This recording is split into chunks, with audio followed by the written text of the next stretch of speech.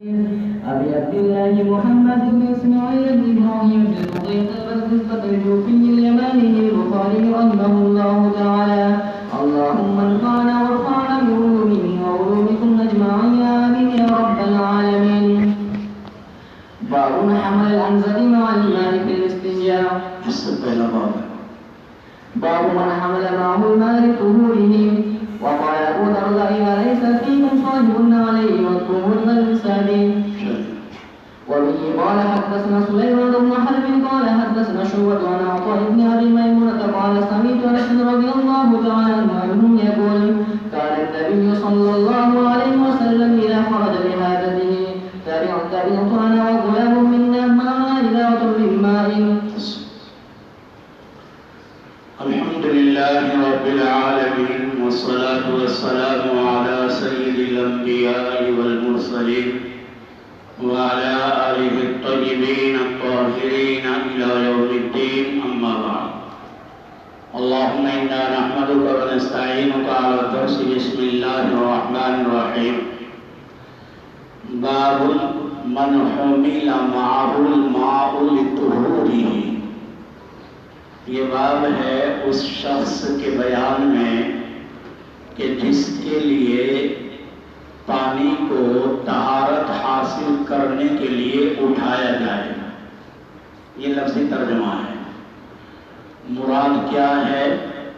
مراد یہ ہے خادم کا پانی لے جانا مخدوم کے استنجے کے لیے.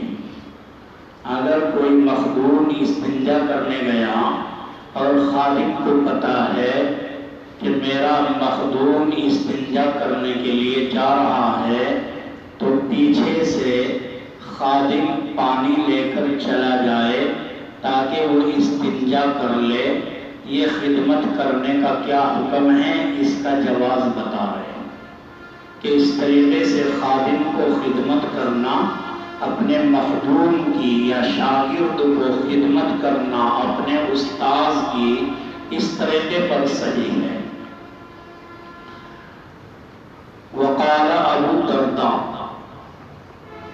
یہاں سے کیا بتانا چاہتے ہیں؟ امام بخاری رحمۃ اللہ علیہ فرماتے ہیں، قصہ دوسری جگہ ہے پورا.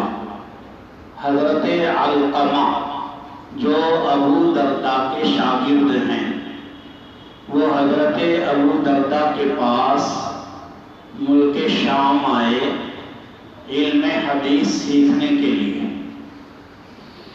کون آئے؟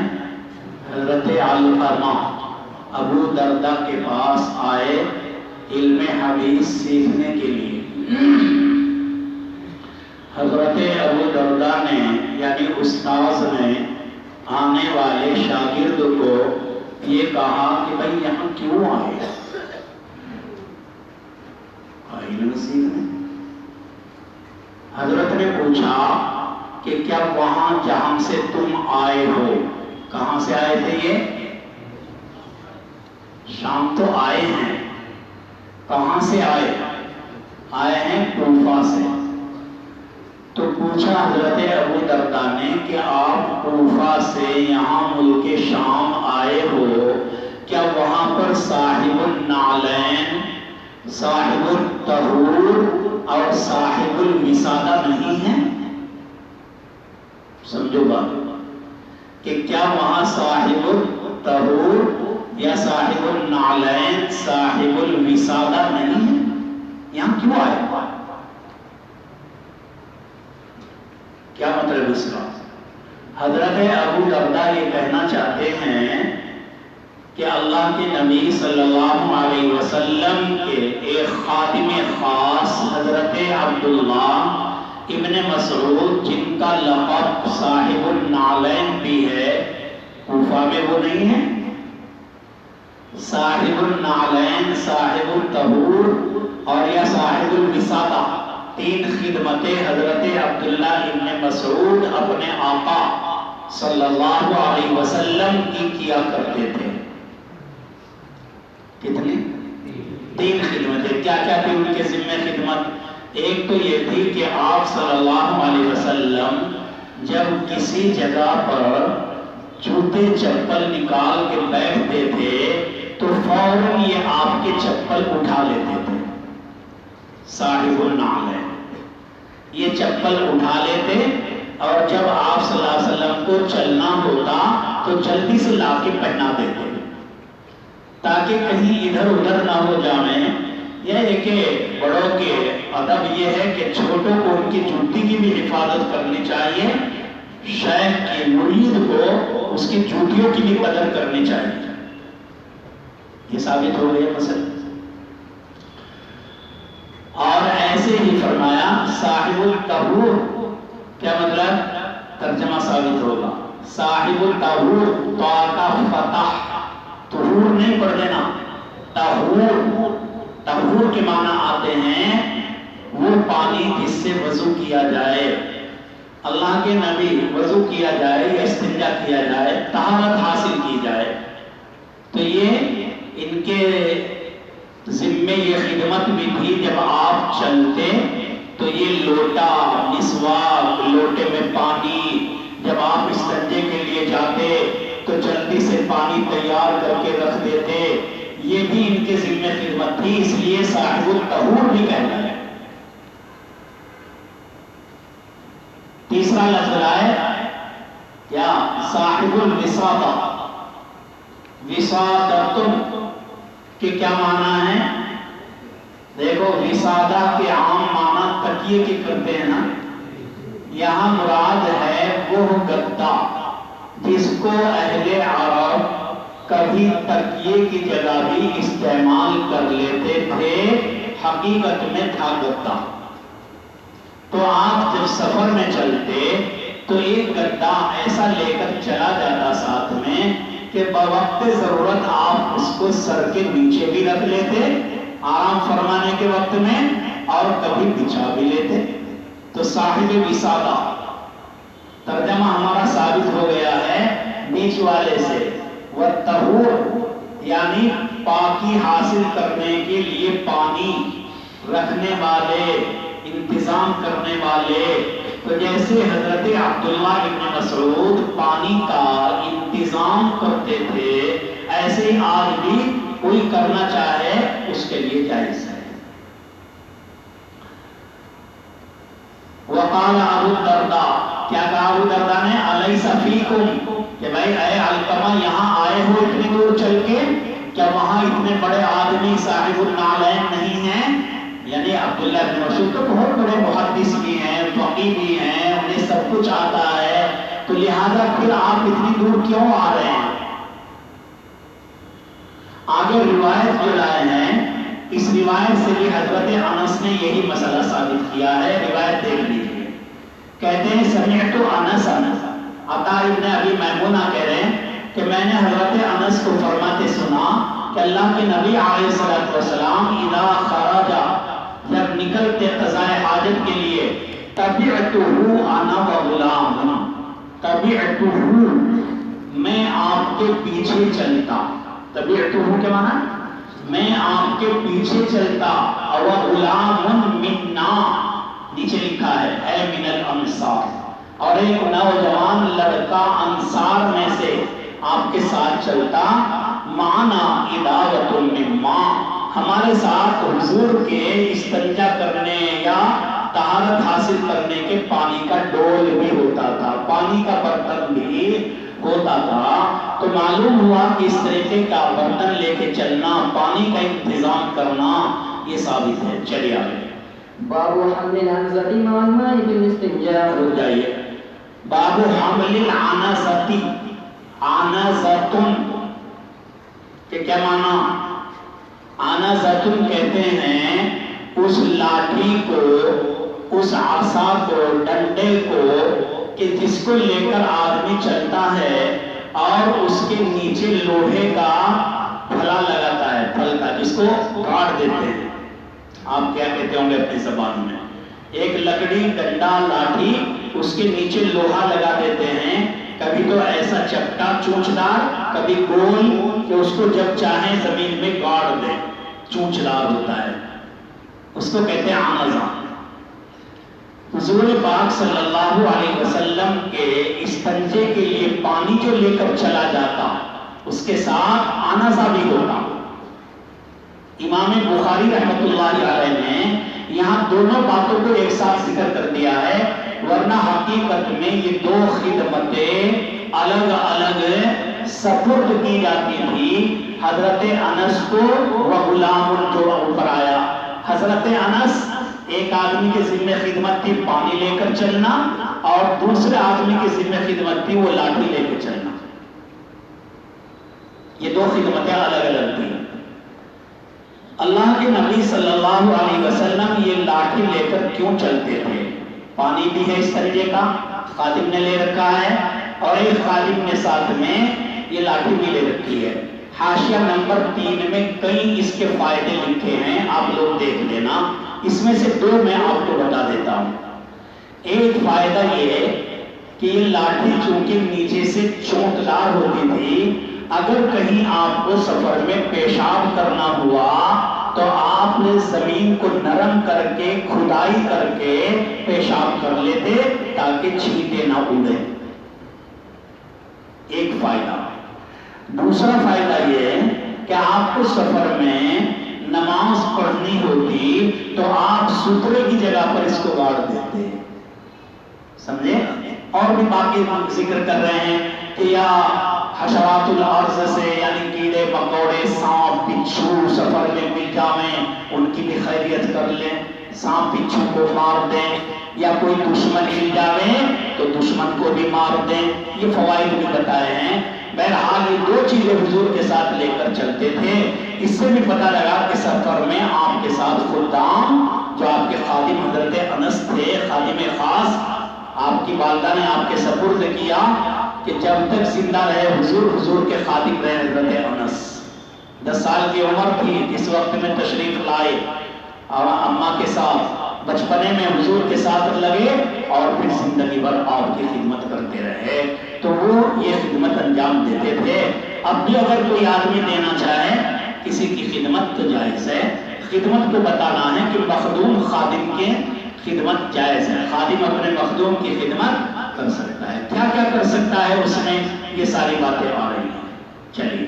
وبه قال حدثنا محمد بن بشار قال حدثنا محمد بن جعفر قال حدثنا شعبة عن عطاء بن ابي ميمون سمع انس بن مالك رضي الله تعالى عنه يقول كان رسول الله صلى الله عليه وسلم يدخل الخلاء فاحمل عنه يدخل الخلاء. اللہ کے رسول جب بیت الخلاء میں داخل ہوتے یعنی استنجے کے لیے جاتے، فاحمل انا وغلام، تو میں اٹھا کر لے جاتا اور ایک غلام یعنی لڑکا خادم کہیں کو لے جاتے پانی کا ڈول برتن، دعوت من ماء، پانی کا برتن لے کر جاتے. کیوں؟ یہ دیکھو ترجمہ من ماء و عنزہ سے ثابت ہو گیا کہ پانی کا برتن لے کے جاتے و عنزہ، اور وہ لاٹھی لکڑی لے کر جاتے. یستنجی بالماء، اللہ کے نبی علیہ السلام استنجا کر لیتے پانی سے. کہتے ہیں جیسے یہ روایت عطا بن ابی میمونہ نے ذکر کی، ان کا اتباع کیا ہے نظر نے، اور شازان نے بھی، وہ بھی نقل کرتے ہیں شعبہ سے. اوپر نقل کرنے والے شعبہ سے محمد بن جعفر آئے تو ایسے ہی نیچے 2 آدمی اور آ گئے. اب آگے تعریف کر رہے عنزہ کی. عنزہ کس کو کہتے ہیں بھائی؟ العنزۃ عصا علیہ زج، عنزۃ علیہ عصا، عنزہ وہ ایک لاٹھی ہے، عصا وہ لاٹھی ہے، علیہ زج کیا مطلب کہ جس کے اوپر لوہے کا پھلا نیچے لگا دیا گیا ہو تاکہ چونچ دار بن جاوے اور اسے جلدی سے زمین میں گاڑا جا سکے، اسے کہتے ہیں عنزہ. چلیے. باب النهي عن الاستنجاء باليمين. باب النهي عن الاستنجاء بالیمین. آسان مسائل ہیں، غور سے سنو فٹافٹ بتا دیتا. استنجاء بالیمین، دیکھو اسلام نے تعلیم دی ہے اچھے اخلاق کی. اچھے اخلاق میں سے یہ چیزیں بھی ہیں کہ آپ اس ہاتھ کو اچھے کاموں کے لیے استعمال کریں اور اس ہاتھ کو غیر اچھے کاموں کے لیے استعمال کریں. یہ اسلام نے تقسیم کی ہے. اچھے کام سارے اس سے کرو، کیا ہیں اچھے کام؟ کتاب ہاتھ میں لینا، قرآن ہاتھ میں لینا اور وہ کتاب لے کے چلنا، یا معظم پاک صاف چیزیں جتنی بھی ہیں وہ دانے سے پکڑنا، اور ناک کھجانا، منہ زیر ناک کی جگہ پہ دائیں بائیں کہیں خارش کا آنا، ایسی جگہ پہ ہاتھ کا استعمال داہنا نہیں ہونا چاہیے، بایاں ہاتھ ہوگا۔ بس یہ قاعدہ ہے، معزز کام داہنے سے اور غیر معزز کام بائیں سے۔ یورپ کے لوگ جو اپنے کو بہت بڑا تعلیم یافتہ عقل مند کہتے ہیں اپنے کو، انہیں یہ بات تو سمجھ میں آ گئی کہ داہنے ہاتھ سے چونکہ ہم استنجا کرتے ہیں، وہ اسی کو استعمال کرتے ہیں استنجے میں، چونکہ تعلیم یافتہ ہے نا بہت زیادہ، تو وہ اسی کو استنجے کی جگہ میں استعمال کرتے ہیں۔ اور اب دماغ میں بات آئی کہ بھائی کھانا اس سے کیسے کھائیں گے، کیونکہ استنجے میں ہاتھ یہ لگتا ہے، تو کھانے کے لیے وہ کانٹے لے لیے انہوں نے، جیسے ہمارے یہاں بھی بات فروٹ میں رکھتے تھے نا، تو کانٹے کے لیے وہ کھانے کے لیے کانٹا استعمال کرتے ہیں، انگلیاں استعمال نہیں کرتے ہیں۔ لیکن انہیں یہ بات سمجھ میں نہیں آئی، کیونکہ اسلامی تعلیم سے عاری ہے، خالی ہے کہ بھائی تقسیم کر لو نا ہاتھ کی، اس ہاتھ کو کھانے کے لیے ہی رکھ لو، استنجا اس سے کیوں کرتے ہو؟ استنجا کے لیے اللہ نے، اللہ کے نبی نے یہ ہاتھ ہمیں بتایا ہے، اس کے لیے استنجا کیا جائے۔ تو آپ صلی اللہ علیہ وسلم نے فرمایا کہ استنجا بالیمین نہیں کرنا چاہیے۔ دیکھو داہنے ہاتھ کو مکروہ جگہ پہ استعمال کرنے کے 3 مواقع ہیں، تینوں کو منع کر دیا۔ نمبر 1، آپ ایسے ہی عام حالات میں جب خارش لگے شرمگاہ میں اسے آپ استعمال کریں، منع ہے۔ دوسرے، جب آپ چھوٹا بڑا استنجا کر کے فارغ ہو کے آئے، ڈھیلے کے بعد اب پانی سے آپ استنجا کرنا چاہتے ہیں، داہنے ہاتھ کو استنجے کی جگہ پہ رگڑیں، استنجا داہنے ہاتھ سے کریں، منع ہے۔ نمبر 3، آپ جب پیشاب کرنے بیٹھیں تو اپنے امام توقان کو داہنے ہاتھ سے تھامنا، سمجھے کہ کہیں ادھر ادھر دھار بغیر سیدھ کے نہ پڑ جاوے، داہنے ہاتھ سے پکڑنا ذکر صاحب کو، یہ فرمایا یہ بھی درست نہیں، یہ بھی منع کیا گیا۔ 3 حالت ہو گئی، اگلے بار میں 1 حالت لا رہے، 2 اس میں ہیں، تو یاد رکھو، کیونکہ یہ گھنونے کام ہیں، گھنونے کام ایسے وقت میں نہیں کیے جائیں گے، اللہ کے نبی علیہ السلام نے منع فرما دیا ہے۔ چلیے، وبه قال حدثنا معاذ بن فضالة قال حدثنا هشام الدستوائي عن يحيى بن ابي كثير عن عبد الله بن ابي قتادة عن ابي رضي الله تعالى عنه قال قال رسول الله صلى الله عليه وسلم اذا شرب احدكم فلا يتنفس في الاناء یہاں ایک دوسری بات بھی آپ نے فرما دی کہ جب تم میں سے کوئی آدمی پیے، پانی پیے برتن میں، فلا يتنفس في الاناء، کوئی آدمی سانس نہ لے لے برتن میں۔ کیوں؟ اس کی کئی وجہ بیان فرمائی۔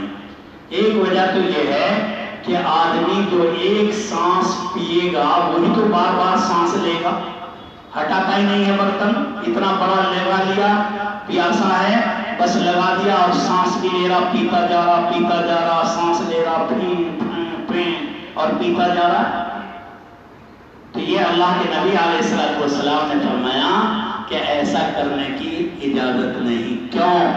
اس لیے کہ یہ حریص کہلائے گا کہ بھئی یہ تو ہٹایا ہی نہیں، وہ اتنا حریص ہے، اتنا اس کو لگ رہی ہے پیاس، پیتا جا رہا۔ ایک تو وجہ ہے۔ دوسری وجہ بیان فرمائیں کہ چونکہ اگر ایک صاف پانی پیتا ہے اس طریقے پہ پینے والا تو معدے کے اوپر نقصان ہو جاتا ہے۔ کیا؟ جب زیادہ پیے گا نا، دیکھو آپ نے کبھی تجربہ کیا ہوگا رمضان میں، اگر پیاس لگی ہوئی ہے اور آپ کو چاہیے 2 کلو جوس اور ایک سانس پیتے جاؤ تو پیٹ میں درد ہو جاتا ہے۔ کیا؟ آپ نے ایک دم معدے پہ اتنا بوجھ ڈال دیا کہ وہ برداشت نہیں کر سکا، اس لیے آپ نے منع کیا۔ تیسری وجہ، جب یہاں پی کر سانس اندر لے گا تو اب اگر مجلس میں بیٹھا ہے اور مجلس کے بعد دوسرے کو بھی دینا ہے تو اسے کراہت آئے گی. اس لیے آپ کو پینا ہے جتنا پی لو، 2 گھونٹ ہٹا لو، پھر سانس لو، پھر پی لو، پھر ہٹا لو، پھر سانس لو، تاکہ حدیث بھی نہ بنے اور دوسرے کے لیے کراہت کا سبب بھی نہ بنے. اس لیے آپ نے فلا یتنفس فی الاناء فرمایا. وَإِذَا أَتَى الْخَلَاءَ، یہ ترجمہ. اور جب کوئی آدمی آوے بیت الخلاء میں فلا یمس ذکرہ بیمینہ، تو اپنے ذکر کو یمین، دیکھو لفظ ذکر ہے، عورت کے لیے بھی یہی حکم ہے. مراد ہے ذکر سے شرمگاہ، کہ اپنی شرمگاہ کو نہ چھوئے. ولا یتمسح بیمینہ، نیچے لکھا ہے یتمسح کے. ولا یستنجی، اور نہ ہی استنجا کرے اپنے دانے ہاتھ سے. تو پتہ لگا کہ چھونا بھی منع اور استنجا کرنا بھی منع. عام حالات میں چھونا بھی منع، اگلے میں آ رہا ہے پیشاب کی حالت میں چھونا بھی منع. چلیے باب لا يمسك ذكره بيمينه الا اضافہ والا پیشاب کا تذکرہ نہیں آیا تھا پہلے باب میں، اس لیے دوسرا باب قائم کر دیا کہ جائز نہیں ہے لا يمسك ذكره بيمينه اذا بال، جب پیشاب کرے کوئی آدمی تو پیشاب کے وقت اپنے ذکر کو داہنے ہاتھ سے چھونا نہیں چاہیے. بائیں ہاتھ سے پکڑ لے اور یا نہ پکڑے ایسے ہی پیشاب کر لے، اگر چھینکے اڑنے کا خطرہ نہیں ہے. اگر ضرورت ہے تو دانے کو بھی لگائے گا. چلیے. وبه قال حدثنا محمد بن يوسف قال حدثنا أوزاعي عن يحيى بن أبي كثير عن عبد الله بن أبي بكر عن أبي رضي الله تعالى عنه عن النبي صلى الله عليه وسلم قال إذا بال أحدكم فلا يأخذن ذكره بيمينه ولا يستنجي بيمينه ولا يتنفس في الإناء. باب الاستنجاء بالأحجار. باب الاستنجاء بالحجارہ، کیا مطلب؟ دیکھو ابھی اوپر صبح ایک باب آیا تھا آخر میں، صبح کے سبق میں کیا آیا تھا؟ باب الاستنجاء بالماء. اب آیا استنجاء بالاحجار. میں نے بتایا تھا صبح کی 3 شکلیں ہیں، استنجاء بالماء کرنا اور صرف استنجاء بالاحجار کرنا، اسی پہ اکتفا کر لو. اور نمبر 3 جمع کرنا. پہلے استنجاء بالاحجار کر لو اور بعد میں جب پانی ملے، پانی ملنے کے بعد میں استنجاء بالماء کر لو. روایات سے اللہ کے نبی اور صحابہ کا جمع کرنا ثابت نہیں ہے. پانی کا استعمال ثابت ہے، عادتاً نہیں لیکن ثابت ہے.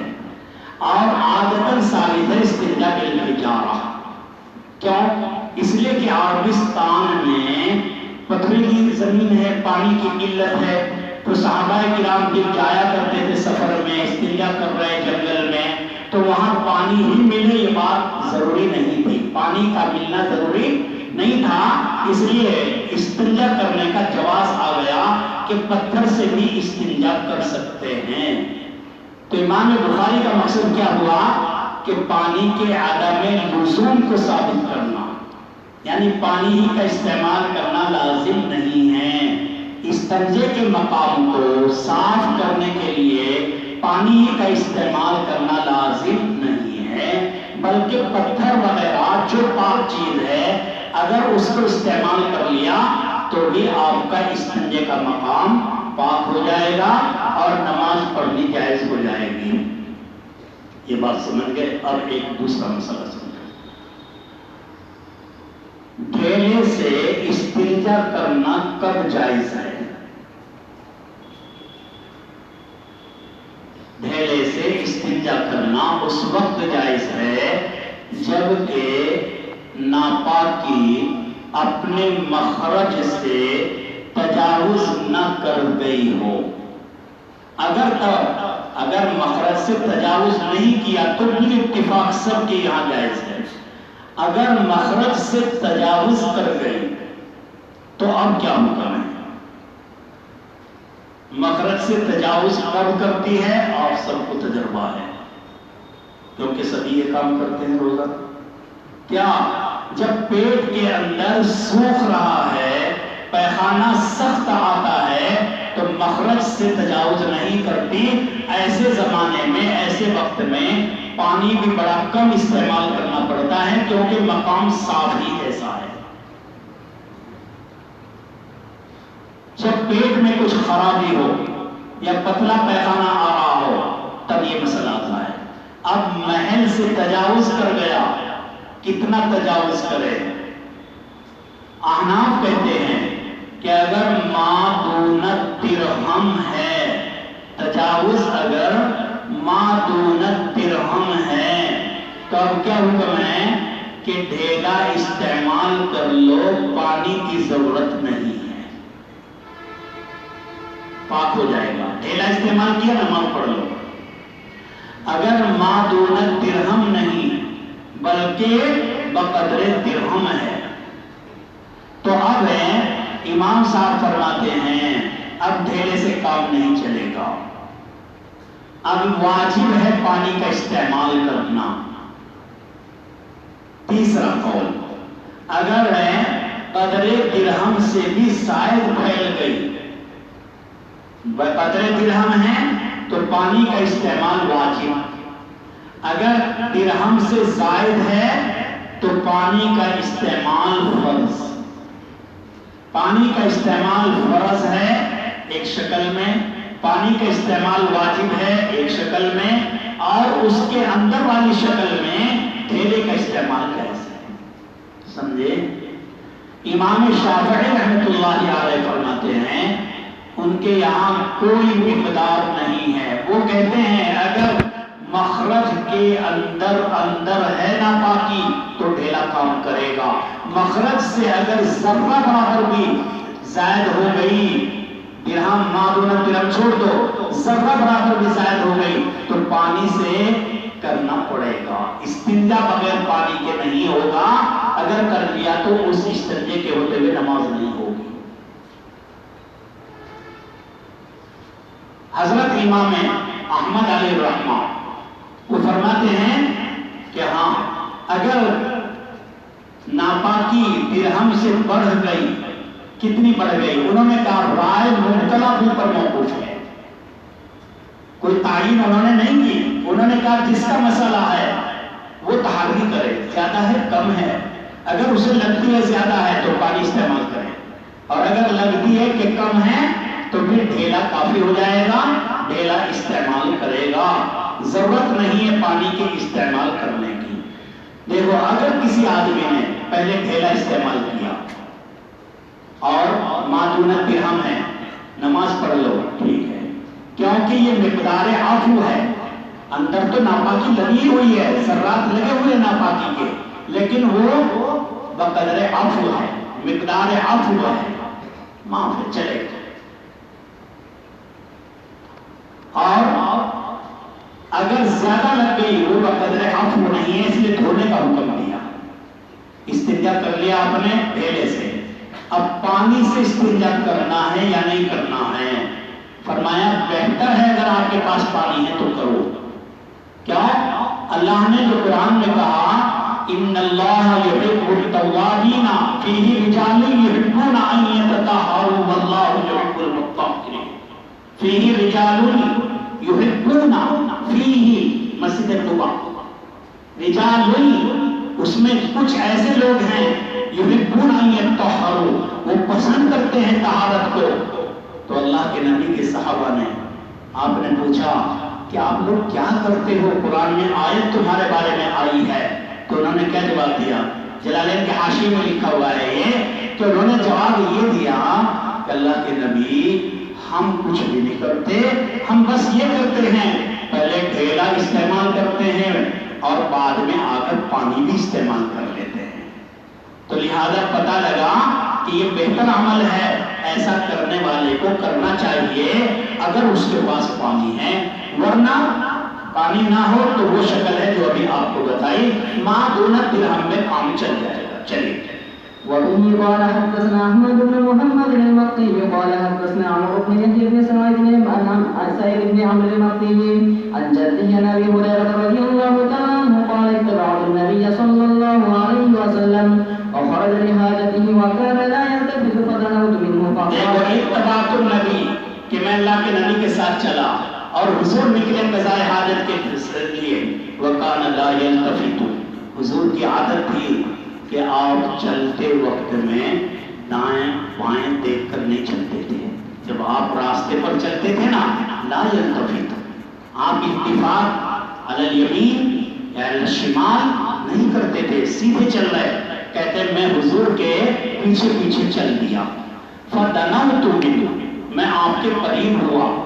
کیوں قریب ہوا؟ کہ میں اگر پیچھے چلتا رہوں گا تو حضور کو پتہ ہی نہیں لگے گا کہ میرے ساتھ خادم ہے، ابو ہریرہ ہے میرے ساتھ، پتہ ہی نہیں لگے گا.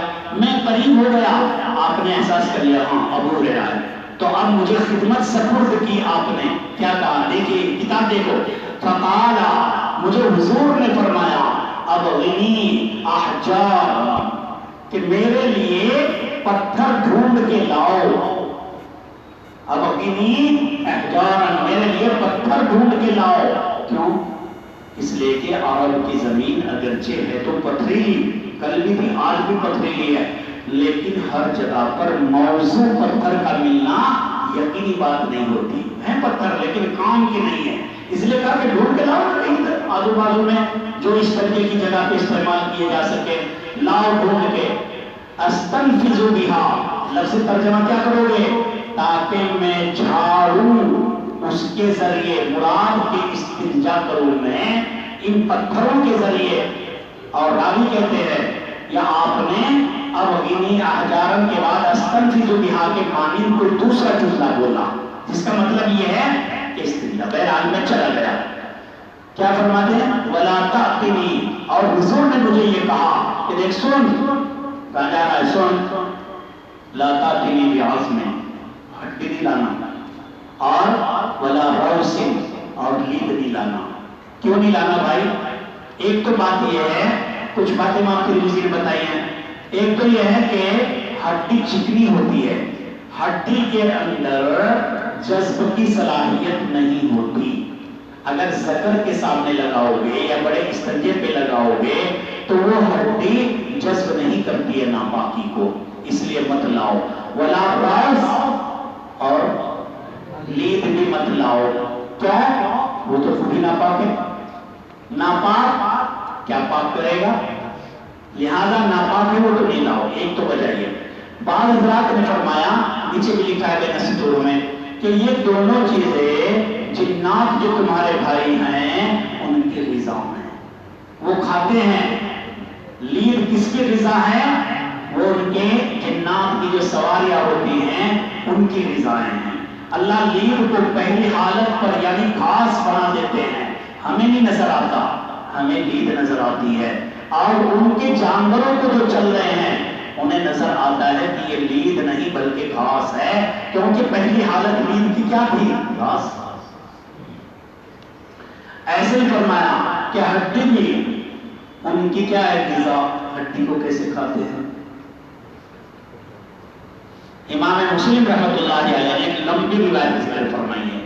فرماتے ہیں کہ ہڈی نہیں کھاتے، بلکہ مقصد یہ ہے کہ جو مذبوح جانور کی ہڈی پہ سے یہ گزرتے ہیں تو اس ہڈی پہ گوشت جو کھا لیا کھانے والے نے، اللہ اس کو واپس لگا دیتے ہیں. تو جنات بھی کیا کھاتے ہیں؟ گوشت. ہڈی نہیں، گوشت. کیونکہ ہڈی پہ گوشت لگتا ہے اس نے کہا کہ اسے ناپاک مت کرو. فاتیتو، کہتے ہیں میں لے کر آیا بِأَحْجَارٍ، چند پتھر لے کے آیا میں، بِطَرْفِ ثِيَابِي، اپنے کپڑے کے کنارے یعنی پلے میں. اس کو ہم کہتے ہیں پلہ بھر کے لایا، پلے میں ڈالتا گیا، ڈال دیا گیا، چلو یہ لے کے آیا. فَوَضَعْتُهَا إِلَى جَنبِي، لا کر حضور کے بازو میں رکھ دیا. وَعَرَضْتُ عَنْهُ، اور میں آپ کے پاس سے ہٹ گیا، کیونکہ استنجا کر رہے تھے نا آپ وہاں پاس میں قریب رکھ لیے اور میں ہٹ گیا. فَلَمَّا قَضَى، جب آپ نے، یہ ترجمہ ثابت ہو رہا ہے دیکھو، فَلَمَّا قَضَى، جب آپ نے استنجا کر لیا تو أَتْبَعَهُ بِهِنَّ، آپ نے استنجا کرنے کے بعد ان پتھروں کو اس کے پیچھے کیا. کیا مطلب؟ استنجا کیا. اتباعو بہنہ، کہ ان پتھروں کے ذریعے آپ نے استنجا کیا، کہ استنجا بالحجارہ یہاں سے ثابت ہو گیا. چلیے باب لا يستنجي برأسه، لا يستنجي برأسه، ابھی آپ کو بتایا کہ لید سے استنجا امام بخاری رحمۃ اللہ علیہ کا مقصد تو یہاں چھوٹا سا ہے. امام ترمذی کا مقصد اگر آپ نے پڑھ لیا ہوگا یہ بہت بڑا ہے. امام بخاری کا مقصد چھوٹا سا کیا ہے؟ یہ بتانا ہے کہ ناپاک چیز سے استنجا نہیں ہوگا. لید ناپاک ہے، محض لید ہی مراد نہیں ہے، بلکہ لید کے ساتھ میں جتنی بھی چیزیں ناپاک ہیں، ناپاک چیزوں سے استنجے کے عدم جواز کو ثابت کرنا ہے. دوسرا مسئلہ کیا ہے یہاں؟ روایت جو نیچے آ رہی ہے فَأَمَرَنِي أَنْ آتِيَهُ بِثَلَاثَةِ أَحْجَارٍ آ رہا ہے. عبداللہ بن مسعود رضی اللہ تعالیٰ عنہ کی روایت ہے، فرماتے ہیں کہ اللہ کے نبی جب استنجے کے لیے تشریف لائے تو مجھے کہا کہ میرے لیے 3 پتھر لے کے آؤ. بس یہاں 3 پتھر لاؤ. میں لینے گیا، 2 پتھر لایا، 1 لید کا ٹکڑا لایا. آپ نے لید کا ٹکڑا پھینک دیا، یہ کہا کہ یہ تو ناپاک ہے. بس اتنی بات امام بخاری کہہ رہے ہیں کہ 2 سے استنجا کیا. اب مسئلہ یہاں پر یہ ہے کہ اگر کسی آدمی نے 3 کا استعمال نہ کیا تو 2 سے استنجا ہوگا یا نہیں ہوگا؟ یہ مسئلہ مختلف ہی ہے. 2 باتوں میں اتفاق ہے. نمبر 1، استنجے کے مقام کا پاک ہونا، یعنی انقاء مقام سب کے یہاں ضروری ہے. یہ متفق علیہ بات ہے. دوسرا متفق علیہ، اگر 3 ڈھیلوں سے انقاء مقام نہ ہوا تو چوتھا استعمال کرنا سب کے یہاں ضروری ہے. چوتھے سے بھی نہ ہوا 5واں استعمال کرو، 5 سے نہ ہوا 6واں کرو، کیونکہ اصل انقاء ہے. یہ دونوں باتیں متفق علیہ ہیں. انقاء مقام ضروری، اگر 3 سے نہ ہو تو چوتھا لینا بھی ضروری. یہ دونوں باتیں متفق علیہ ہیں. تیسری شکل، اگر کسی آدمی نے استنجا کیا 1 ڈھیلے سے 2 سے انقاء مقام ہو گیا، اب وہ تیسرا استعمال کرے یا نہ کرے، یہ مسئلہ مختلف ہے. سمجھے بات؟ 1 ڈھیلے سے یا 2 ڈھیلے سے انقاء مقام ہو گیا، اب وہ تیسرا استعمال کرے یا نہ کرے، یہ مسئلہ مختلف ہی ہے. حضرت امام احمد، امام شافعی رحمۃ اللہ علیہ، دونوں حضرات فرماتے ہیں کہ ہاں تیسرا ڈھیلا استعمال کرنا پڑے گا. اگر انقاء مقام 2 سے ہو بھی گیا اور نماز پڑھے گا، نماز نہیں ہوگی. کیوں؟ یہاں 2 چیزیں ہیں، ایک انقاء مقام اور ایک تسلیس پر عمل کرنا. سمجھ رہے؟ انقاء مقام اور تسلیس پر عمل کرنا، دونوں چیزیں لازم ہیں. تو امام احمد، امام شافعی کے یہاں تسلیس لازم ہے. کیونکہ روایت میں امرنی بثلاثۃ احجار آیا اور نہانا ان نستنجی باحجار اقل من 3 احجار، کہ اللہ کے نبی نے منع کیا ہے کہ 3 ڈھیلوں سے کم سے استنجا کرنا منع کیا ہے. وہ کہتے ہیں دیکھو لازم ہے 3 سے کم سے منع، تو 3 کا حکم تو 3 کا عدد لازم ہے. وہ یہ کہتے ہیں. امام اعظم رحمت اللہ علیہ فرماتے ہیں کہ اگر انقاء مقام ہو گیا، 3 کا استعمال، تیسرے کا استعمال کرنا صرف سنت ہے. کرو تو ٹھیک ہے، نہ کرو تو نماز ہو جائے گی. کیونکہ اصل مقام انقاء ہے، لازم انقاء ہے، وہ ہو چکا. جیسا کہ کپڑے کے بارے میں مسئلہ ہے کہ اگر ناپاک کپڑا ہو جائے، ناپاک کپڑے کو دھونے کے لیے کیا حکم ہے؟ 3 مرتبہ دھو نچوڑ. لیکن اگر 1 اور 2 مرتبہ دھونے سے لنگی کے بارے میں یقین ہو گیا کہ ناپاکی نکل چکی ہے، تو حکم یہ ہے کہ پاک ہے لنگی، تیسری مرتبہ دھو تو ٹھیک ہے، نہ دھو تو بھی ٹھیک ہے. ایسے ہی ہم یہاں کہہ رہے ہیں کہ 3 جو ہے یہ لازم نہیں ہے. پھر اب سوال یہ ہوگا کہ روایات میں تو 3 کا عدد ہے، اتنی بثلاثت آزاد امرنی بثلاثت آزاد، 3 کا حکم دیا مجھے. یہ 3 کیوں دیا حکم؟ اس کا آپ جواب کیا دو گے؟ فرماتے ہیں کہ اللہ کے نبی علیہ السلام کی اصل مراد تو انقاء ہے، اور انقاء کے لیے ایک ایسا عدد آپ نے بول دیا جس سے عام طور پر انقاء ہو جاتا ہے، اور وہ 3 ہے. سمجھے بات؟ آپ کی مراد 3 کا لزوم نہیں ہے، عام طور پر 3 سے پاکی ہو ہی جاتی ہے، اس لیے آپ نے 3 کا عدد بول دیا، ورنہ 3 مقصود بالذات نہیں ہے.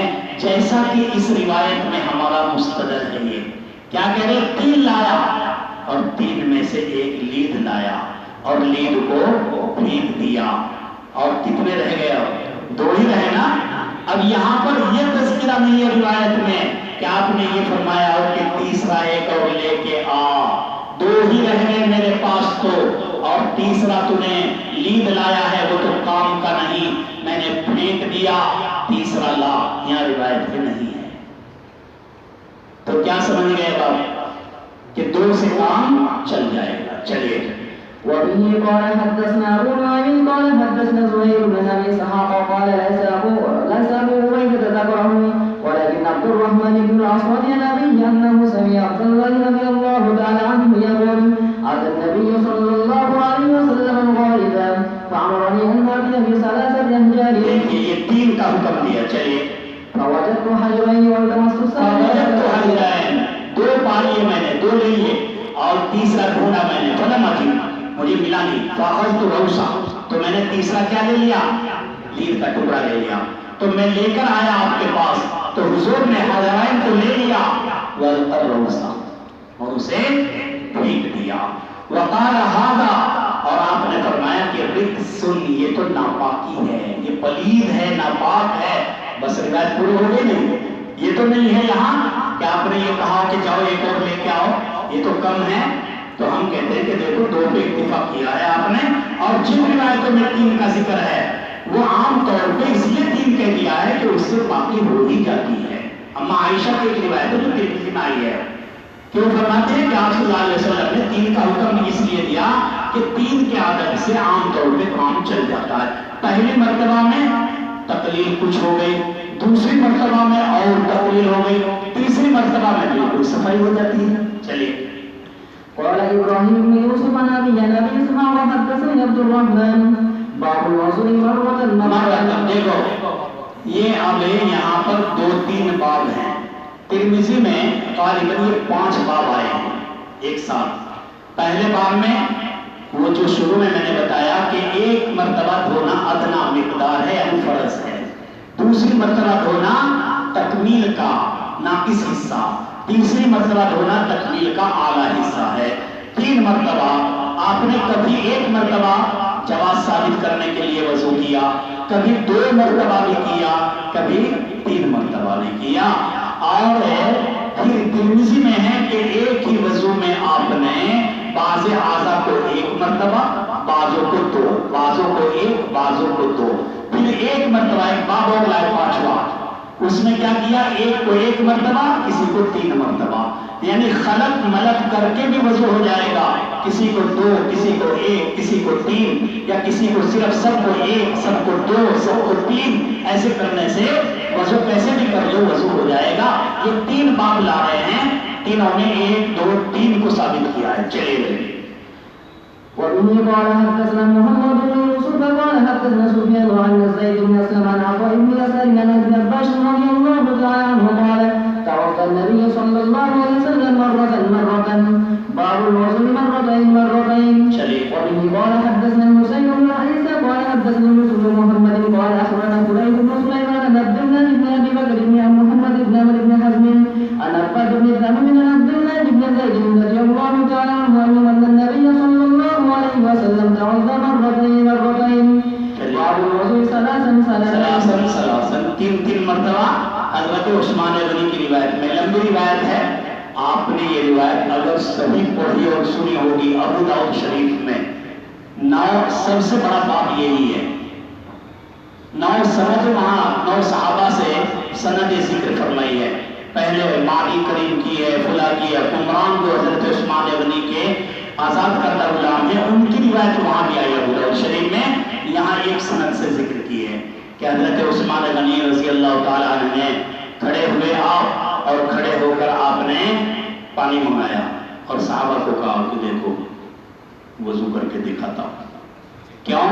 اس لیے کہ تاکہ اوقاف نفس ہو جاوے. کر کے دکھایا. کیسے کیا ہے؟ 3 مرتبہ سارے اعضاء کو دھو کے دکھایا. اور جب گئے سر پہ تو سر میں کوئی عادت ذکر نہیں کر رہے راوی. تو امام شافعی کہتے ہیں کہ مغسولہ اعضاء پر قیاس کر کے اس کو بھی 3 ہی مرتبہ کریں گے. ان کے یہاں مسح راس کتنی مرتبہ؟ 3. ماء جدید کے ساتھ 3 مرتبہ. لیکن احناف کہتے ہیں کہ نہیں بھائی، ایک عضو ممسوح ہے اور 3 عضو مغسول ہیں، تو ممسوح کو مغسول رکھو. اگر اس کو بھی 3 مرتبہ کرو گے اور کسی کا ٹکلا ہو، بال نہ ہو سر پہ، تو مغسول ہے گا مغسول ہو جائے گا، مغسول ہو جائے گا. اس لیے یہاں تعدد کی ضرورت نہیں ہے. یہاں ثلاثن لانے کی ضرورت نہیں. یہاں تو 1 مرتبہ کر لینا ہی کافی ہے. چلیے. وبه قال حدثنا عبد العزيز بن عبد الله الويسي قال حدثني ابراهيم بن سعد عن ابن شهاب عن عطاء بن يزيد اخبره ان حمران مولى عثمان اخبره انه راى عثمان رضي الله عنه. دیکھو یہ عمران کہہ رہے کہ انہوں نے دیکھا عثمان ابن عفان کو دعا بإناء، انہوں نے پانی کا برتن منگایا. چلیے. 3 مرتبہ اپنی ہتھیلیوں پہ ڈالا. فغسلهما ثم ادخل يمينه في الإناء. کیا مطلب؟ چونکہ پہلے لوٹے ووٹے تو تھے نہیں، بڑا برتن ہوتا تھا نا، تو اس میں پھر ایسے ہاتھ ڈال کے پانی نکالنا ہوتا تھا. اس کو کہہ رہے ہیں کہ برتن میں اپنے دانے ہاتھ کو ڈالا. فمزمز واستنثر، مزمزہ بھی کیا، استنثار بھی کیا. ثم غسل وجهه ثلاثا، پھر ہے چہرہ 3 مرتبہ. یدیہ الی المرفقین ثلاث، دونوں ہاتھ 3 مرتبہ. ثلاثہ ملا 3 مرتبہ. اب دیکھو آگے کیا کہا؟ مسح برأسہ، نہ مرتن لائے نہ ثلاثہ مرات لائے. لہذا اگر مرتن لے آتے تو وضاحت سے ہمارا کام بن جاتا، اور اگر ثلاثہ مرات لے آتے تو شوافے کا کام صراحتاً بن جاتا. تو گول ہے یہاں، ہم کہتے ہیں یہ ہماری دلیل ہے. کیونکہ اگر ثلاث ہوتا، تعدد ہوتا مسئلے میں، تو ثلاث کیوں نہیں لائے؟ وہ یہ کہتے ہیں کہ اگر مرتن ہوتا تو مرتن کیوں نہیں لائے؟ کون کہتے ہیں؟ شوافی کہ مرتن ہوتا مرتن کیوں نہیں لائے؟ ہم نے کہا نہ مرتن لائے نہ ثلاثن لائے. اب عقل سے دیکھ لو یہ ممسوح ہے، اگر 3 مرتبہ اس پہ مائع جدید لے کے کرو گے تو یہ تو بیچارہ ممسوح بن جائے گا. چلیے.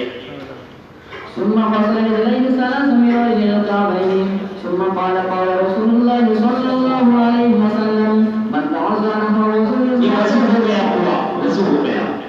وضو کے بعد میں، پورا وضو کرنے کے بعد میں اب کیا کیا؟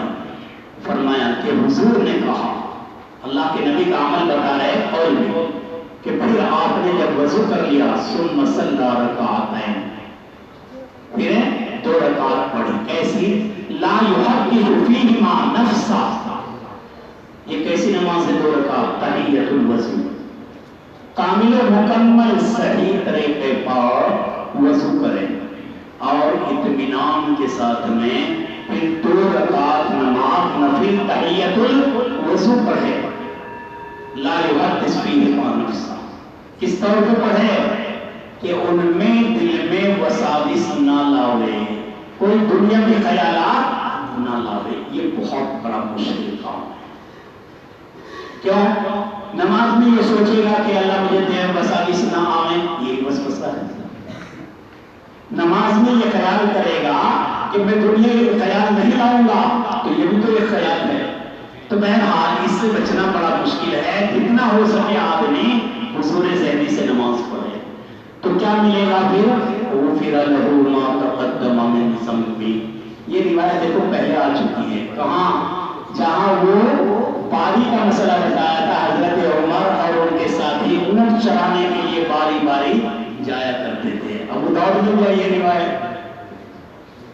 وہاں کہ جب اللہ کے نبی علیہ السلام فرما رہے تھے ان کا کیا کمال کر دیے، تو حضرت عمر فاروق رضی اللہ تعالیٰ جو کے پیچھے تھے، ان کے ساتھی جو پہلے سے بیٹھے تھے، انہوں نے کہا تو نے تو ابھی یہ سنا، اس سے پہلے ایک اور بہترین بات بتائیے آپ نے، سمجھے کہ جو صحیح وضو کرے اور پھر اشہد ان لا الہ الا اللہ یہ دعا پڑھے، پھر رکعتین پڑھے. کیا کہا آپ نے وہاں کہ جس جنت کے دروازے سے جنت میں جانا چاہے گا، 8 دروازوں میں سے جس سے انٹری کرنا چاہے گا داخل ہو جائے گا.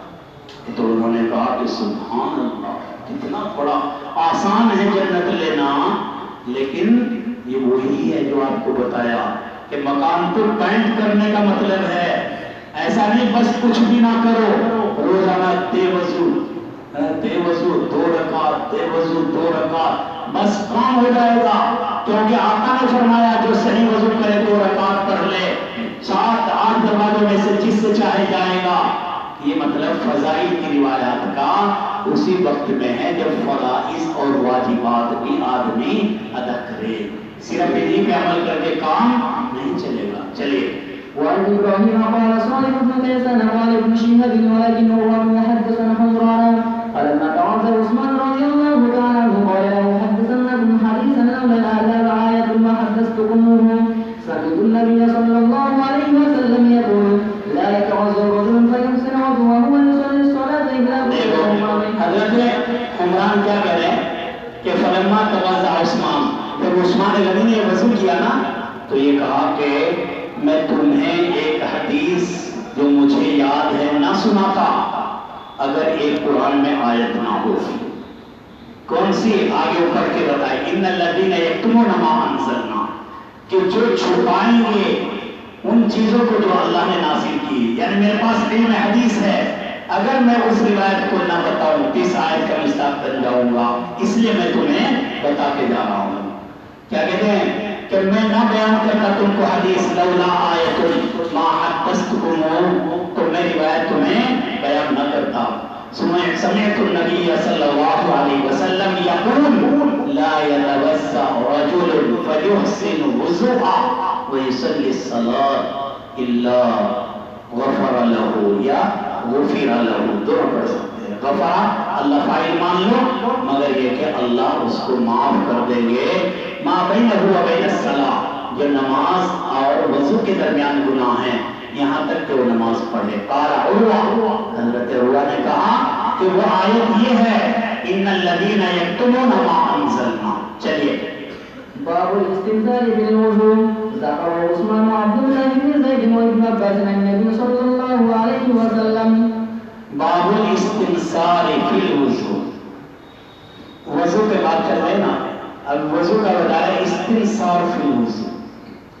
کس کو کہتے ہیں استنثار فی الوضوء؟ دیکھو 2 چیزیں ہیں، ایک ہے مزمزہ اور دوسرے ہے استنشاق، تیسرے ہے استنثار. مزمزہ کلی کرنا اور استنشاق پانی کو ناک میں اوپر کی طرف کھینچنا، یہ ہے استنشاق. استنشاق تو سب کرتے ہیں لیکن استنثار نہیں کرتے لوگ. کیا مطلب استنثار کا؟ جب آپ نے پانی ڈالا تو اب ناک کو صاف کر کے جھاڑنا، چھو چھو کرنا، اور جہاں تک ہو سکے چھوٹی انگلی سے ناک صاف کر کے نیچے پانی نکالنا، آلائش کو نکالنا، یہ ہے استنثار. یہ دونوں سنت ہیں کیونکہ جب آپ نے پانی چڑھایا تو جو اندر غلاظتیں ہیں یا جو گندگی ہے وہ پانی سے لگ کر نرم ہو جاتی ہے. اب اگر آپ اسے صاف نہیں کرو گے تو گندگی ہو جائے گی. اس لیے فرمایا کہ استنثار کرنا چاہیے تاکہ ناک کا حصہ صاف رہے. چلیے. وبه قال حدثنا أبطال قال أخبرنا عبد الله قال أخبرنا يونس الزهري قال أخبرني أبو إدريس أنه سمع أبا هريرة رضي الله تعالى عنه عن النبي صلى الله عليه وسلم أنه قال من توضأ فليستنثر ومن استجمر فليوتر. چلیے. باب الاستجمار وتر. باب الاستجمار وتر. استجمار کے معنی استنجا کرنا. یہاں چونکہ اس سے پہلے روایت میں من استجمع آ گیا نا، تو پھر حضرت نے اسی لفظ کی نسبت سے استثمار وطرا کا باب لیا ہے، ورنہ وضو چل رہا ہے نا، پھر استنجا کیوں لیا ہے؟ تو اس لفظ کی مناسبت سے کہ لو چلو ایک اور مسئلہ استجمار وطر کا بتا دیتا ہوں، حضرت نے یہاں باب قائم کر دیا۔ کیا فرماتے ہیں کہ جو آدمی استنجا کرے تو وہ آدمی استنجا کرتے وقت میں تانک پر عمل کرے، وَمَنِ اسْتَجْمَرَ فَلْيُوتِرْ، تانک۔ شافعی کہتے ہیں کہ اس سے مراد 3 سے اوپر کا تانک ہے، کیونکہ اختیار دے رہے، وہ کہتے ہیں 3 تو لازم ہی ہے، 3 والا تانک مراد نہیں ہے، کیونکہ یہاں کہا من استجمر فلیوتر من فعل فقد حسن ومن لا فلا حرج، تو اس سے تو ثابت ہوگا کہ 3 عدد لازم نہیں، تو کہتے ہیں یہاں ایتار سے مراد 3 سے بعد کا عدد ہے، 5 7 9، کہ وہ کر لو تو ٹھیک ہے، نہ کرو تو کوئی حرج کی بات نہیں ہے۔ استجمار وطرا۔ آگے ایک بات اور باب کے اندر بیان فرما رہے ہیں کہ جب تم میں سے کوئی آدمی اپنی نیند سے بیدار ہو تو اسے چاہیے کہ وہ پانی کے برتن میں ہاتھ نہ ڈالے الا یہ کہ پہلے اپنے ہاتھ کو دھو لے، پہلے اپنے ہاتھ کو دھو لے۔ نیند سے بیدار ہوا، ابھی لوٹا بڑی بالٹی رکھی ہے، پہلے زمانے میں بڑی بالٹیاں تھی، لوٹے نہیں تھے، تو اسی میں سے لینا ہے نا پانی، پہلے زمانے کے اعتبار سے، تو اب یہ جو اسی میں سے پانی لے گا، جب سو کے بیدار ہوا فوراً مت ڈال ہاتھ، کیوں؟ کیونکہ فَإِنَّهُ لَا يَدْرِي أَيْنَ بَاتَتْ يَدُهُ، وہ نہیں جانتا کہ اس کے ہاتھ میں رات کہاں گزاری ہے۔ یہ اشارہ کس بات کی طرف ہے کہ اس آدمی نے جب سو گیا تو خارش لگی اصول فخذین میں، یا خارش لگی سرین کے درمیانی حصے میں، اب وہاں اسے تو پتہ نہیں، کھجانے کے لیے ہاتھ چلا گیا۔ چونکہ اس زمانے میں لوور یا پیجامہ پہن کے سونے کا تو رواج تھا نہیں کہ ہاتھ مشکل سے اندر گھسے گا، اس زمانے میں تو کیا استعمال کرتے تھے؟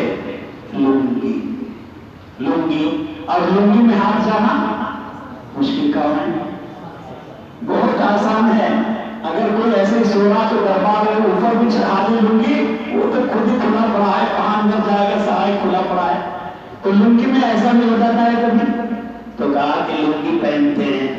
اور چونکہ عربستان میں زیادہ تر استنجا بالاحجار کرتے تھے، استنجا بالاحجار کرتے تھے نا، جب زیادہ تر استنجا بالاحجار کرتے ہیں تو ڈھیلے سے ذرات بالکل پاک صاف تو نہیں ہو جاتے، یہ بالکل دھل جائیں گے، نہیں رہیں گے نا کچھ، تو جب رہیں گے اور آپ سو گئے اور پسینہ آیا تو پسینے میں وہ کیا بن گیا؟ لیل بن گیا، وہ گارا سا بن گیا، اب آپ نے کھجایا، آپ کو تو پتا بھی نہیں، اب اٹھتے ہی اگر آپ ہاتھ ڈال دیں گے برتن میں تو پانی کا کیا حکم ہے؟ سمجھے بھائی؟ یہ جو ہاتھ پہ آئی ناپاکی کتنی آئے گی؟ کلو 2 کلو؟ بولنا بہت اقل قلیل ہی تو آئے گی۔ یہ ناپاکی وہاں سے آئی ہے جہاں کہا کہ استنجا کرنے کے بعد میں نماز پڑھ لے ٹھیک ہے، وہیں سے آئی ہے، تو چونکہ یہ ناپاکی غیر محل میں آ گئی، اور غیر محل میں ناپاکی ذرہ برابر بھی معاف نہیں ہے، محل میں تو معاف ہے لیکن محل کے علاوہ ہاتھ کو جب لگ گئی اور آپ نے یہ ہاتھ ذرہ برابر جتنا اڑد کا دانہ ہوتا ہے، مسور کا دانہ ہوتا ہے، اتنی بھی اگر آپ کی یہاں لگی ہوئی آپ نے بالٹی میں ڈال دی، بڑے موٹے میں ڈال دی تو سارا کا سارا ناپاک ہو گیا، اس لیے کہا مت ڈالو، سارا ناپاک ہوگا یا نہیں ہوگا یہ مسئلہ مختلف بھی ہے۔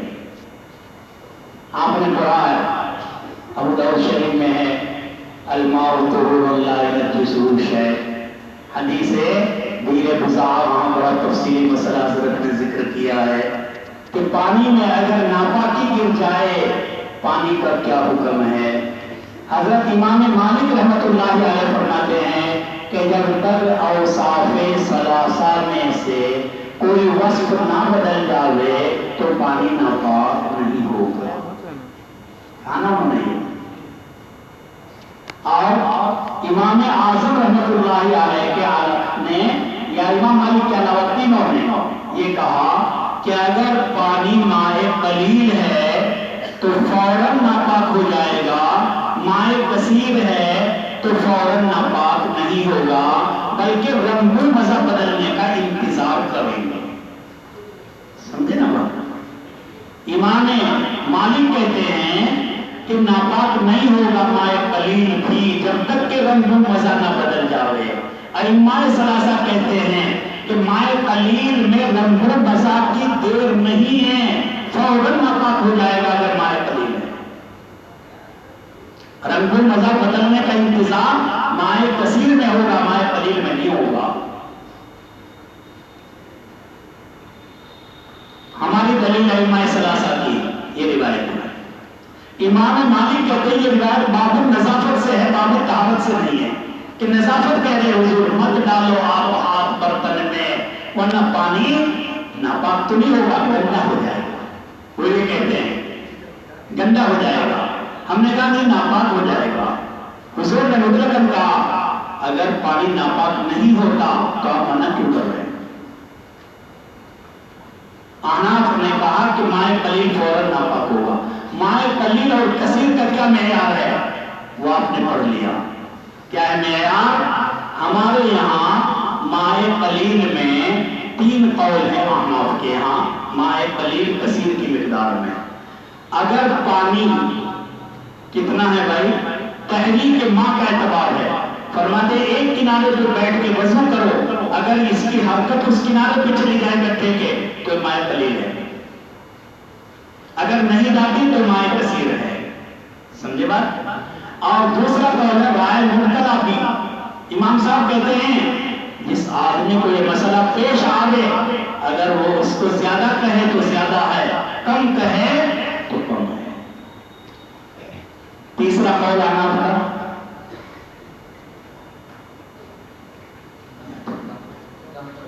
پیمائش، مساحت پیمائش۔ پیمائش کا اعتبار ہے یعنی اگر گڈھا تہ درتے ہے جتنا حوض ہوتا ہے 225 فٹ کل مل کے بن جاتا ہے، تہ درتے ہے اگر تو سمجھ لو یہ پانی کثیر ہے ورنہ پانی قلیل ہے۔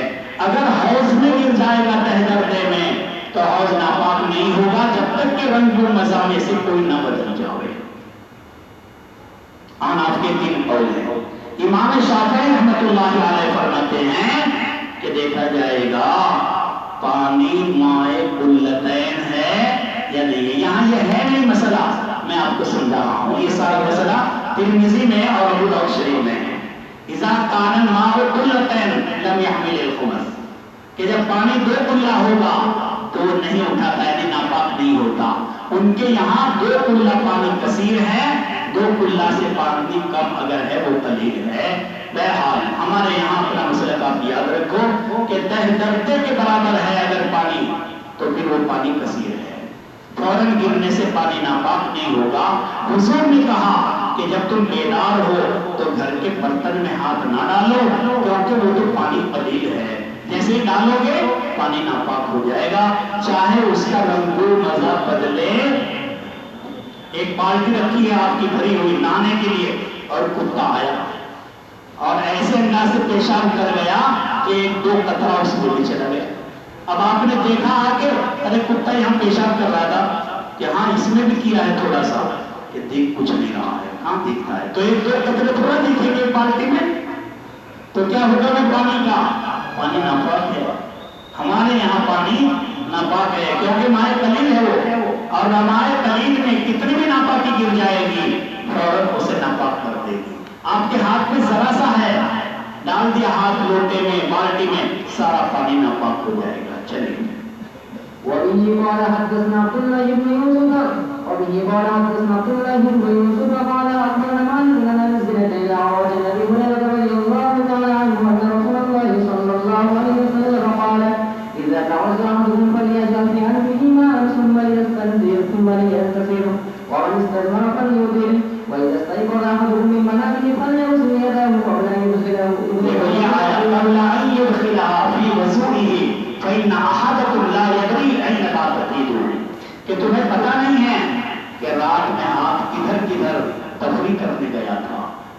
تم نے کھجایا ہے، کہاں ہاتھ لگایا ہے، آپ کو پتہ نہیں. چلیے باب غسل الرجلين ولا يمسح على القدمين. مسئلہ سمجھو کیا کہنا چاہتے ہیں.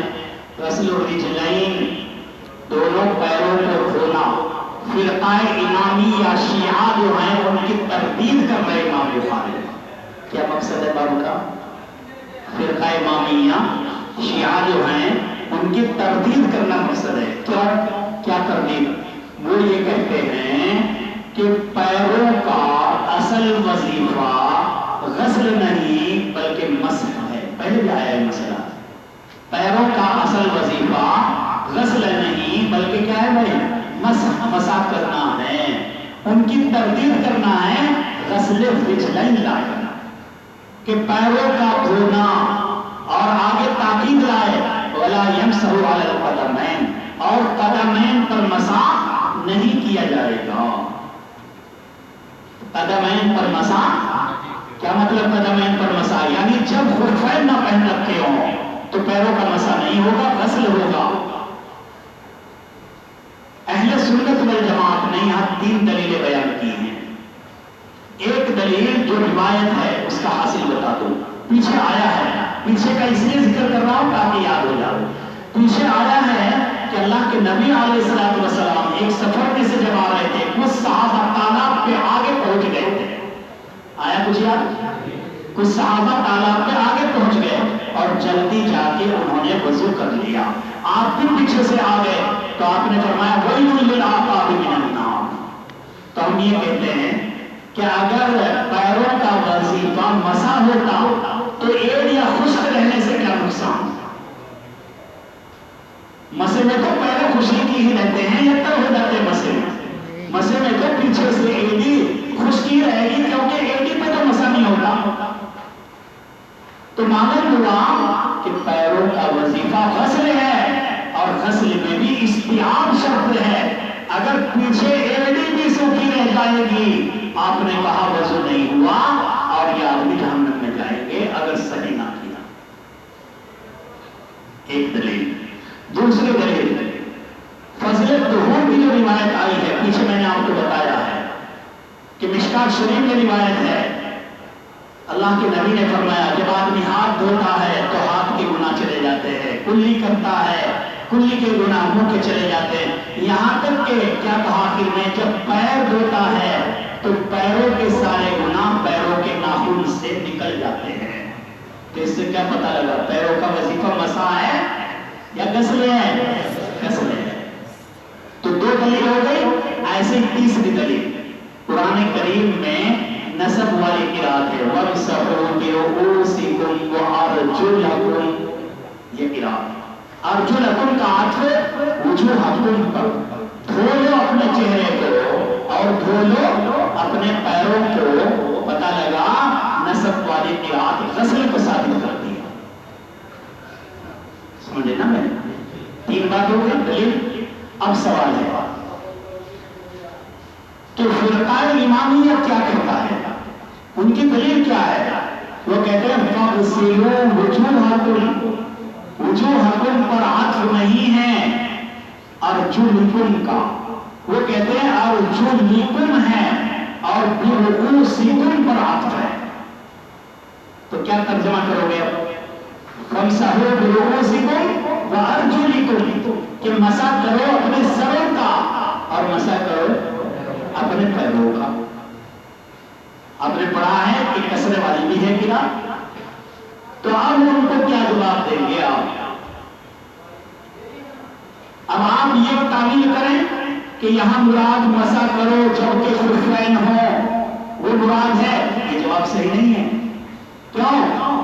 وَأَرْجُلَكُمْ إِلَى الْكَعْبَيْنِ کہہ رہے ہیں. إِلَى الْكَعْبَيْنِ کا کیا مطلب؟ خفین اگر ہیں تو کعبین کا کیا مطلب؟ خفین میں کعبین تک ہوتا ہے مسح تو آگے آگے ہوتا ہے نا. تو یہ کعبین کا کیا مطلب ہے؟ تو پتہ لگا یہ جواب صحیح نہیں. پھر کیا جواب ہے؟ جواب یہ ہے کہ یہ کسرے والی قرات بھی صحیح ہے اور یہ شیعہ کا استدلال نہیں ہے. اللہ کے نبی نے 2 طریقے سے قرآن کریم کی قرات بتا کے ہمیں 2 باتیں بتائی. ایک تو یہ کہ جب تم عام حالات میں ہو، تمہارے پاس پانی کثیر ہو، تو فَاغْسِلُوا وُجُوهَكُمْ وَامْسَحُوا بِرُءُوسِكُمْ وَأَرْجُلَكُمْ پڑھو۔ کیا مطلب کہ جیسے چہرے کو کامل و مکمل دھوتے ہو اہتمام کے ساتھ، ویسے پیر بھی اہتمام کے ساتھ میں دھو۔ اور اگر کبھی آپ مشکل میں ہیں، سفر میں ہیں، پریشانی میں ہیں، تو آپ نے ایک بوجھ کو اوپر سے کم کیا۔ ہمارے کیا کہا کہ اللہ کے قرآن میں وَأَرْجُلِكُمْ بھی پڑھ سکتے ہو، اور مطلب کیا ہوگا اس کا کہ تم لوگ اگر زیادہ پانی نہیں رکھتے تو غسل خفیف کر لو۔ مسح سے مراد ہے غسل خفیف، کیونکہ جب اللہ کے نبی صلی اللہ علیہ وسلم نے مکہ المکرمہ فتح فرمایا، پیچھے میں نے آپ کو بتایا کہ ایک ہی وضو سے آپ نے 5 نمازیں پڑھی، اور سارا وضو آپ نے کیسے کیا تھا بتاؤ؟ سارے اعضائے وضو آپ نے کیسے دھلے تھے؟ ایک ایک مرتبہ۔ کیوں؟ لوگوں کے اوپر سے بوجھ ہٹانے کے لیے۔ تو یہ بوجھ جیسے ماں ہٹایا، ایسے ہی پیروں کے بارے میں بھی ہٹایا۔ کیا کہا کہ اگر تم لوگ سفر میں ہو اور پیروں پہ دھول چڑھ رہی ہے اور پانی کم ہے تو گھبرانا نہیں، بوجھ کم ہٹا کر دیا۔ آپ نے کہا کہ وَامْسَحُوا بِرُءُوسِكُمْ وَأَرْجُلِكُمْ پہ عمل کر لو۔ کیا مطلب کہ غسل خفیف کر لو۔ تو پیروں کے 2 وظیفے، ایک ہے غسل کامل، یعنی اس باب غسل رجلین، اس باب کے ساتھ کرنا جبکہ آپ حضر میں ہو، پانی آپ کے پاس کثیر ہے۔ اگر پانی نہیں ہے، آپ سفر میں ہیں اور پیروں پہ دھول چڑھی ہوئی ہے، اب کیا کہا عرب والوں کو؟ گھبراؤ نہیں، پانی زیادہ استعمال نہیں کرنا پڑے گا، بلکہ اتنا کم غسل خفیف کر لو کہ 1-2 قطرے پورے پیر بھیگ کر ٹپک جائیں۔ 1-2 قطرے پورے پیر بھیگ کر ٹپک گئے تو بھی یہ غسل ہو گیا، اور اس کو غسل خفیف کہیں گے۔ آپ صلی اللہ علیہ وسلم نے یہ بتانے کے لیے کہا کہ وَأَرْجُلِكُمْ بھی جائز ہے، عام حالات میں أَرْجُلَكُمْ پڑھو، اور وَأَرْجُلِكُمْ کبھی کہاں کام لے لو؟ سفر میں۔ بھائی پیروں کو دھونا ہے، ارے کتنا پانی ہے؟ اتنا سا پانی ہے، پھر اتنے سے پانی سے کیا ہوگا؟ ارے کام ہو جائے گا، ٹینشن نہ لو، کیونکہ حضور پاک صلی اللہ علیہ وسلم نے کہا ہے کہ وَأَرْجُلِكُمْ بھی جائز ہے، یعنی غسل خفیف وَامْسَحُوا بِرُءُوسِكُمْ، سروں پر مسح کرو، اور مسح کرو پیروں کا، یعنی غسل خفیف کر لو پیروں کے اوپر۔ چلے وبه قال حدثنا موسى قال حدثنا معاذ عن أبو بشر عن يوسف بن معين عن عبد الله بن عمرو وقال تخلف النبي صلى الله عليه وسلم عنا في سفرة فأدركنا وقد أدركنا العصر۔ دیکھو کہ ہمیں عصر کی نماز میں گھیر لیا، فجعلنا نتوضأ۔ دیکھو کیا پتہ لگا، مسح نہیں ہے اصل پیروں کا وظیفہ۔ صحابہ کہہ رہے نتوضأ ونمسح على أرجلنا۔ دیکھو نیچے کیا لکھا ہے، ہوگی بات؟ نیچے لکھا ہے غسل خفیفہ، کہ غسل خفیف کر لو۔ ہم نے نمسح علی ارجلنا، اپنے پیروں پہ غسل خفیف کیا، یعنی کیسا غسل خفیف کہ پیچھے سے ایڑی سوکھی رہتی ہے، اتنا خفیف کر دیا۔ تو آپ نے اعلان کیا فنادا بِأَعْلَى صَوْتِهِ، پیچھے جو باب لائے تھے حضرت کہ استاد زور کی آواز سے پڑھا سکتا ہے، اسی سے استدلال کیا تھا کہ حضور نے زور سے بولا اعلیٰ صوتی، ارے ویل للعقاب من النار۔ کیا کر رہے کہ دیکھ لو تمہارے پیر، دیکھ لو کیا ہو رہا ہے تمہارے پیروں میں۔ مرتين او ثلاثا۔ چلیے باب غسل الأعقاب وكان ابن سيرين يغسل موضع الخاتم إذا توضأ۔ کیا پڑھا تم نے؟ یہ بھی چل رہا ہے، بارہ میں ٹائم ہو گیا ہے، یہ پچھل گیا نا، یہ اس بات کی علامت ہے کہ ٹائم ہو گیا ہے۔ چلو ون باپ Ôi, ngô